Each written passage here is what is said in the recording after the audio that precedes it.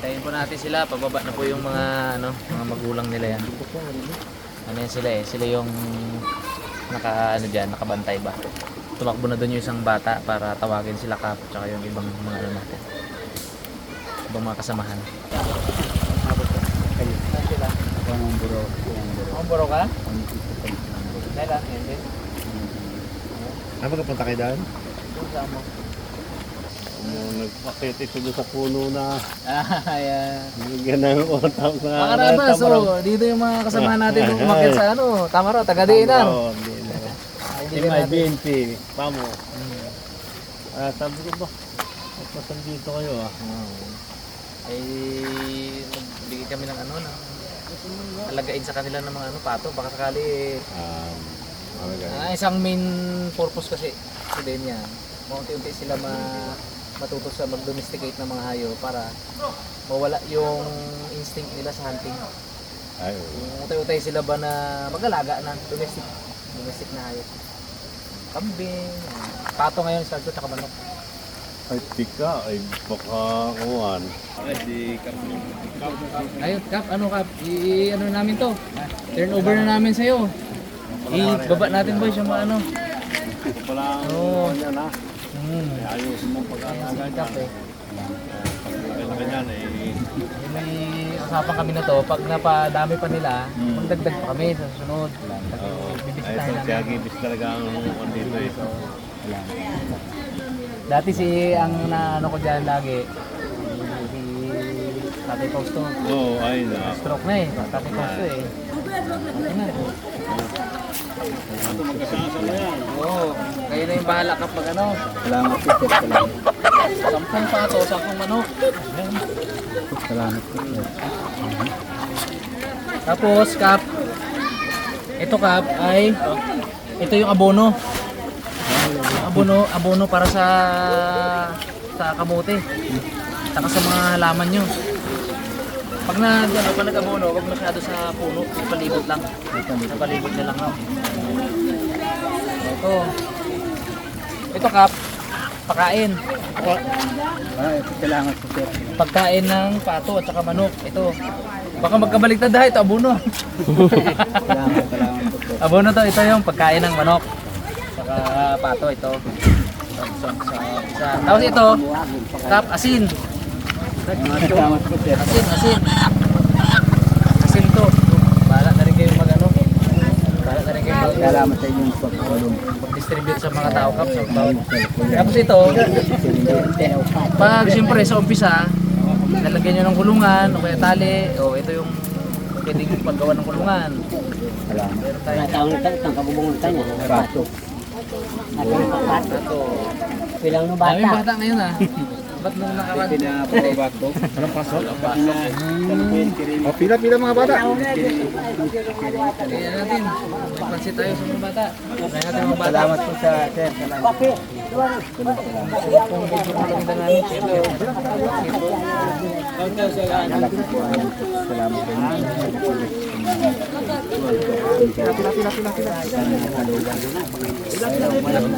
Sana ito maparami natin.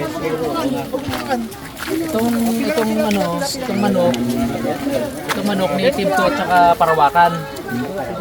Yung mga pato, ito mga to. Ano na yan? Mga isang buwan na lang, mangitlog na. Mangitlog na yan, mga yan. Ito. Mangitlog na yan.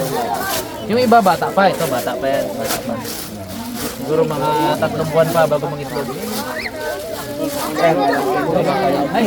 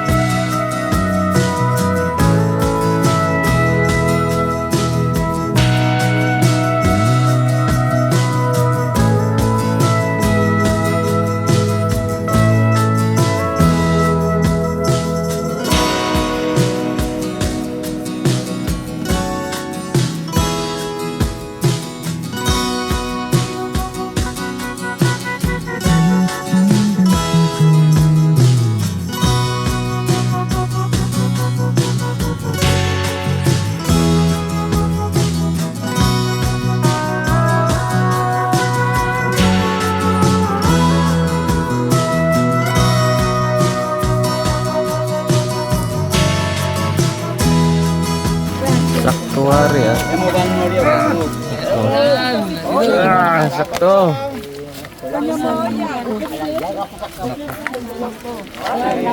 Ay! Yan ang ulan! Sumakto. Ulan! Hindi natin patagalin to, Kap. Sige po. Kami alis na rin. Ha? Ingat ka sa biyahe mo. Sige. Oh, dalaw lang kami pagkatapos ng ilang ano. Dalaw kami pagkatapos ng ilang buwan. Salamat po, sir. I-check natin to. Pag dumami, dagdag ulit kami. Ha? Salamat po sa mga tulong ninyo. Sige. Ingat ka sa biyahe mo. Sakto, ulan. Sakto. Silong na kayo! Silong! Ulan na!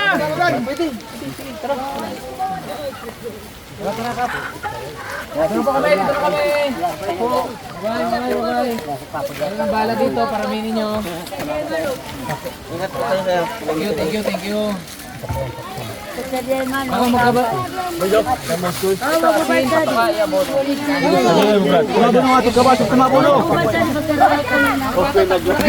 Yan na, ulan. Ay! Ay! Uy, yung manok ko no. Saan? Baka hindi makita, nahulog na yata. Ay, hindi yan. Yun, nalaglag sa ano, nalaglag. Saan? Sa kanal. Ito sa kaliwa. Kita nila. Kita. Eh mga karaba, saktong-saktong ulan. Ayan o. Sakay natin si Ka papuntang barangay. Barangay po. Barangay Poy-Poy. Barangay Poy-Poy. Ayan. Alright. Let's go home. Wala nang taniman ngayong Kap, no? Oo, wala. Wala nang taniman ng palay. Wala na po. Tapos na po. Tapos na pataniman. Opo. Kirimi na talaga. Kirimi na po, kirimi po talaga maliban sa nami. Nami, no? Nami po nami. Ang anak po ay namin ngayong buwan.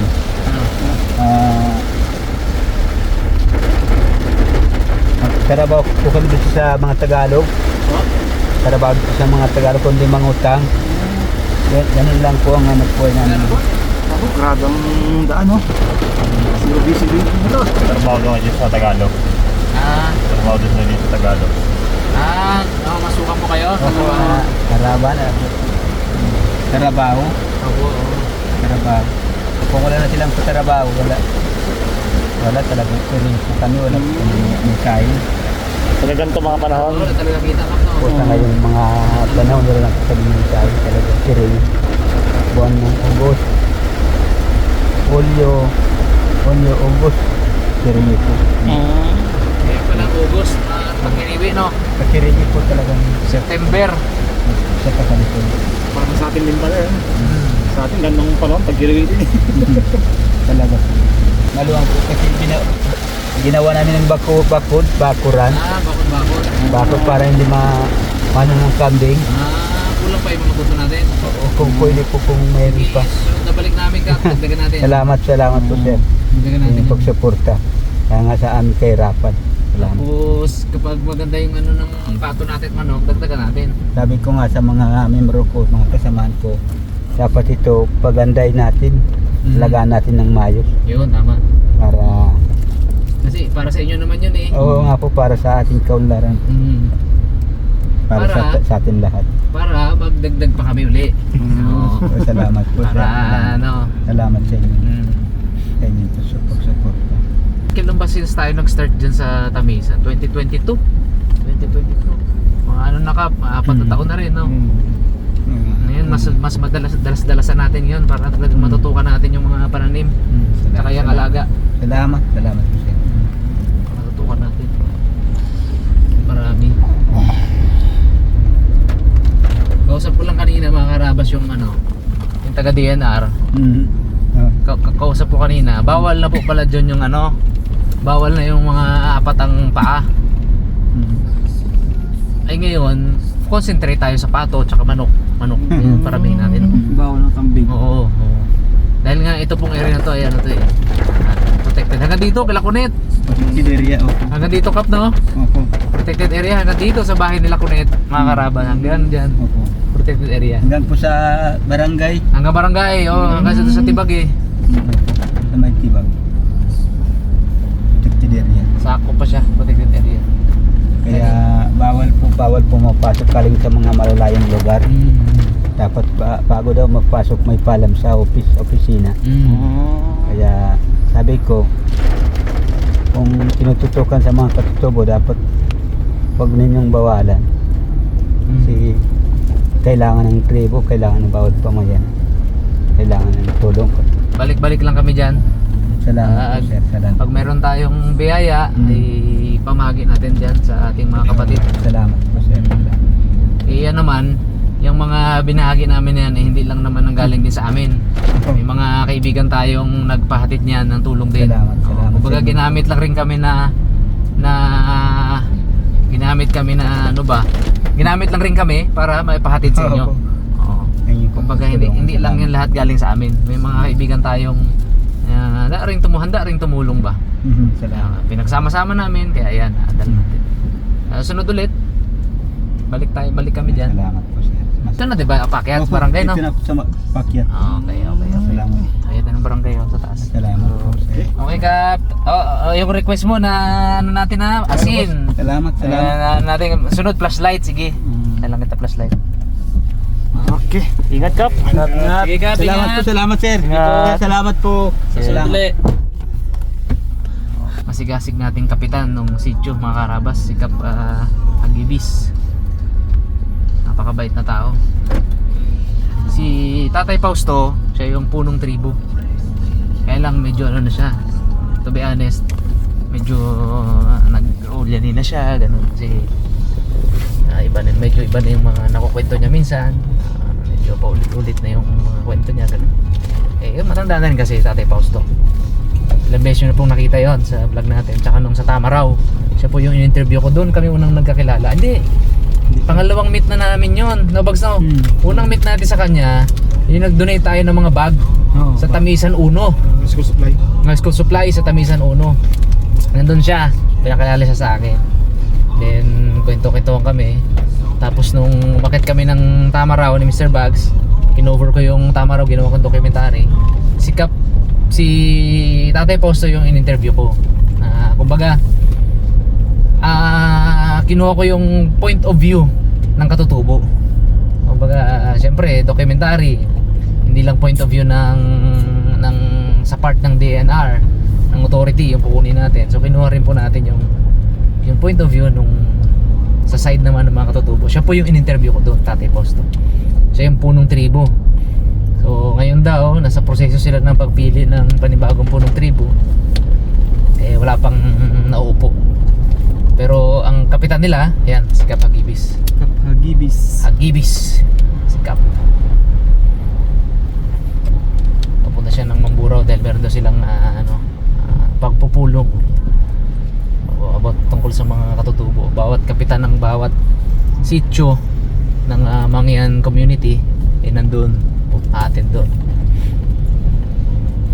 So ayun, mga karabas, thank you so much sa inyong panonood. Gusto ko munang pasalamatan unang-una yung mga karabas natin na patuloy na nanonood sa atin. Kasi mga karabas, paulit-ulit kong sinasabi na hindi naman namin to kaya kundi dahil sa inyo Kumbaga ito yung isang way natin, noon pa man, isang way natin ng pagbabalik ng biyaya na natanggap natin, hindi porke bumaba yung views, bumaba yung sahod natin, wala na tayong biyayang natanggap.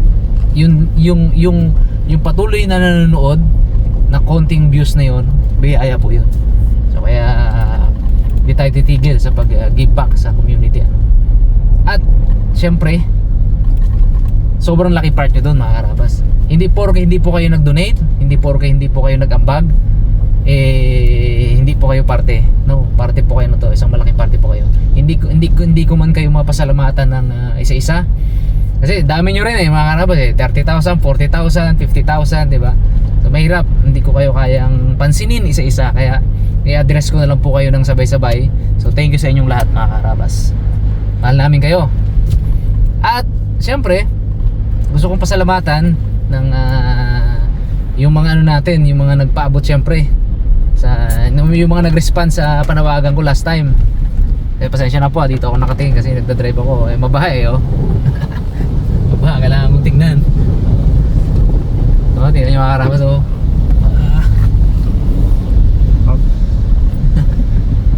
Oop, minor tayo. Ay, mabasa si Kuya.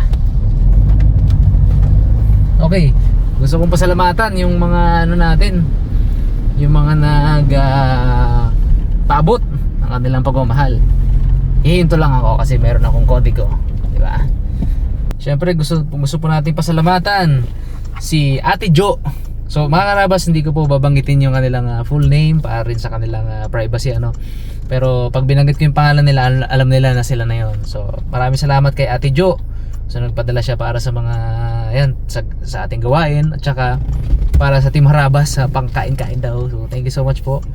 At syempre kina Sir Lester and Ma'am Swanee, kay Ma'am Michelle A. So ganun na lang. Kay Ma'am Lani T. Kay Ma'am Ana S. Kay Sir Jerry C. Kay Ma'am Imelda F. At kay Ma'am Hazel D. So alam na po nila yon. Thank you so much po. Grabe, marami po tayong napasaya. Kitang-kita niyo na po yung kung ano yung galak ng mga nabiyayaan natin ano. So malaking tulong po yung para sa kanila kasi day before po ng day before ng itong pagdalaw natin sa kanila, itong pagbigay natin mismo, day before pupunta po ako mag-isa. Pupunta po ako diyan. I spend time sa kanila, nakikipagkwentuhan ako, yung mga bata nandyan, nakapaikot sa akin kwentuhan. So hindi ko na po binablog yun kasi mas gusto ko yung ganun kumbaga mas mas na-express nila at sa side nila at ako rin yung conversation yung rapport mas alam nyo na yun, mas tight. So inaalam ko po yung mga pangailangan nila talaga, kaya yung lahat po nung dinala natin walang nasasayang. Kumbaga lahat po yun po yung needs nila. Like asin, request nila talaga yun. Talagang sa pagkakwento ko sa kanila, gusto nila talaga ng asin kasi dito mga karabas sa bundok walang source ng asin. Tapos sa mga tindahan wala ring tinitindang asin. Malayo po sila malayo sila sa, hindi kagaya sa atin, malapit sa dagat, marami mga palisdaan. So dito sa kanila malayo, kaya number 1 nila yon. Tapos sunod syempre pagkain, nagdadala tayo ng pagkain. Yan yung kailangan nila yung mga karabas, yung livelihood, part ng livelihood program natin yan. Paunti-unti nung last time nagdala tayo ng pananim, ngayon naman livestock. So plano po natin dagdagan pa uli natin yan kasi po yung fund natin, yung mga nagpadala sa atin sa mga sponsor natin hindi pa po ubos yun, hindi pa po ubos yung mga padala nila. Kaya meron pa tayong round 2 dito sa, actually hindi lang round 2 pero round 2 nitong mga livestock. So pag na-monitor po natin na maganda yung pag-alaga nila, so maayos naman kasi papasyala pa yan dyan So dagdagan natin. Baka kasi ngayon pag dinamihan natin ng gusto, baka ma-overwhelm sila. Baka hindi nila maalagaan ng gusto, mamatay, sayang. So hindi po yun yung goal natin, yung basta lang natin maibigay, hindi po. Gusto natin maging sustainable. Maging sustainable yung kahit pa paano yung source ng kanilang pagkain or hindi man. Kasi ito yan nakipagkwentuhan sila sa akin. Yun daw pag naparami nila, hindi nila priority yung kainin nila, ulamin nila yun, hindi. Masyadong high value na yun para sa kanila. Bibenta nila yon, bibili sila bigas. Tapos bahala na sila kung ano yung ulam kasi importante sa kanila mga karabas yung bigas din, 'di ba? Kaya sa mga susunod na panahon kapag nakaipon ulit tayo nakalikom ulit tayo ng sapat na pondo, magdadagdag tayo bigas naman yung dadalhin din natin sa kanila kasi ngayon kita nyo naman, kausap natin si Kap kanina. Sobrang kiriwi daw talaga ngayon kasi mga karabas tapos na yung pag gantong season kasi ang isang source ng income nila, nakikipagtaniman sila, nakikipagtalukan sila mga karabas tapos na yung taniman. Tingnan nyo po yung sa side natin, tingnan nyo po yung mga palay yan, malalaki na, di ba? So ibig sabihin wala na silang source, wala na silang pinagkakitaan. So sabi nga ni Kap kanina, ang kanilang pang araw-araw lang daw ngayon ay nami. Kanina sabi niya yung uri ng root crops yun mga karabas na nakukuha sa mga bundok. Malaking tulong yung bigay natin na kamote at saka in 3 months, 4 months mag-harvest na sila. Kung makalimang sako sila doon, ipapamahagi nila sa community. So nakakatawa. Pag naging successful yun, lang natin yun, experiment pag naging successful yun, tuloy ulit natin next year. So sa Tagaraw kasi hindi pwede kasi Anin lang yun, balantik ba? Yung ulalo. Ulalo. So kaya sa tag-ulan uli yun. So anyway, tuloy-tuloy tayo mga karabas kasi ang sila sobrang saya nila na naka-receive sila, pero ang siguro sama hindi nila alam na kami bilang naghatid ng biyaya na yun, mas masaya pa sa kanila, di ba? At alam ko rin kayo mga karabas, sobrang saya nyo rin. Sobrang galak ng inyong mga puso kasi part po kayo nito part po kayo na to. So ganoon lang. So kanina dahil dun sa ano nyo rin sa sponsor ninyo, ano, yung mga pato po na yan, napakababait ng mga source natin. Mga ayaw magpabayad dyan, pero ininsist ko ano. Tapos si Tito Yami ayaw rin talaga magtanggap ng cash, pero nag-insist din ako kasi hindi lang ang natulungan natin itong yung mga kapatid nating katutubo, hindi pati sila na nagbi-breed na yon. Gusto ko rin silang tulungan kasi so double purpose, di ba? Natulungan natin mga katutubo, natulungan din natin yung mga nagbi-breed na yun kasi syempre sila kailangan din nila yun. Nahiya lang yun sila sa akin na magbabayad, pero syempre alam ko naman yun alam naman natin yun, di ba? Gets naman natin yun. So natulungan din sila, tuloy-tuloy yung pag-breed nila para makaulit tayo. Pag ulit tayo dyan, plano ulit natin magdala, may madali silang lapitan, di ba? Tsaka nandyan lang, available, di ba? So yun mga karabas, thank you so much po. At kami pa uwi na. Siguro dadaan muna kami dun sa isang restaurant makapag-lomi. Dahil malamig ang panahon, masarap ang mainit na lomi, no boys? Oo. Nagising na naman ha. Nagising. Yung cameraman ko dito biglang nagising, nabuhayan. Kasi sinabing maglulomi. Let's go. Alright.